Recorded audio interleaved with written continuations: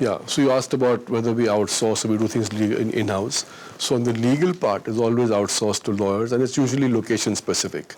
So we have lawyers in Bangalore for Bangalore properties and Bombay for Bombay properties. The financial diligence is done essentially by us. We have a team of about 10 people in-house.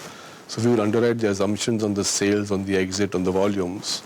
On the construction cost and the premiums, if you're going into something with a developer partner, we'll rely on his data for that. Inputs will come from him. If it's something we're doing on our own, then in the past we've gone to Quantum because we, as a technical people, we don't have the wherewithal to figure out what the premiums will be, etc. So Quantum has helped us in the past, giving us the inputs for on the cost side, the premium side. So that's how it works in the financial angle. As far as technical goes, purely about FSI calculations, etc. Again, if you're going in with a developer partner, we rely on them. If you're on our own, which is what has happened in the past, we've used Quantum a few times for that, where they will give us a sense of how much we can build or cannot build, and what the different regimes are for that location. Post-investment, kind of watchdog mechanism or control mechanism you yourself? So again, our philosophy is so partner-driven that we tend to, in some sense, have a lot of trust and confidence. And therefore, we don't have a micromanagement of end use of money the way some funds would like us to do it, or they may do it.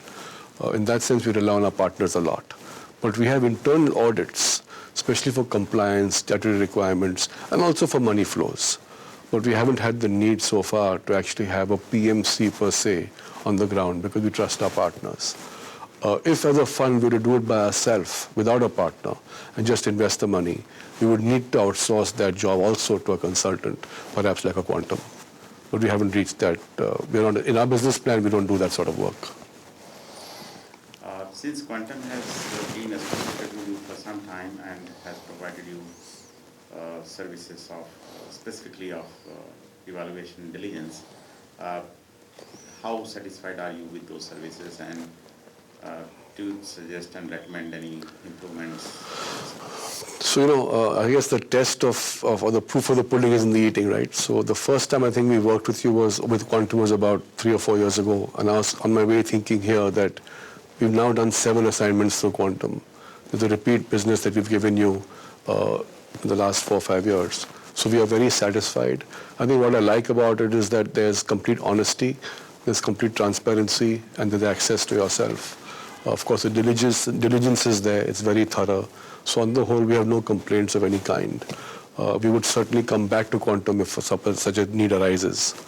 So we've only used Quantum for evaluation, for diligence on already built assets, on FSI calculations. We haven't had the need to come to Quantum for PMC and other things as yet. But I'm sure if some of that stuff came along and I needed requirement or help on that, the first person I would speak to is Quantum, for definitely. And that brings me to my last question. How important is, though you mentioned in the selection of partner developer, you would like to look at trust-based relationships. For a service provider like Quantum, how important is the trust and integrity issue? Extremely important, because at the end of the day, we are making very large investments on basis of certain information which you're giving us.